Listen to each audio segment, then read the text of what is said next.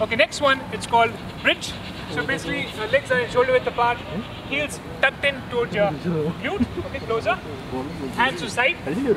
Now drive your hip up, one, hold there.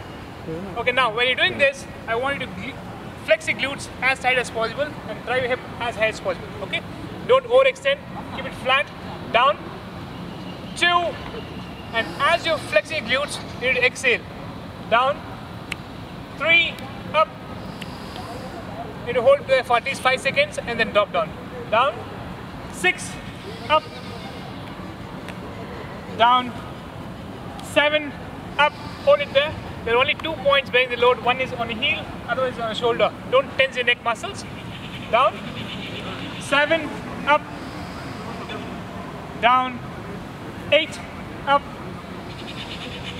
Down. 9, up. Down. Last one, 10. And relax.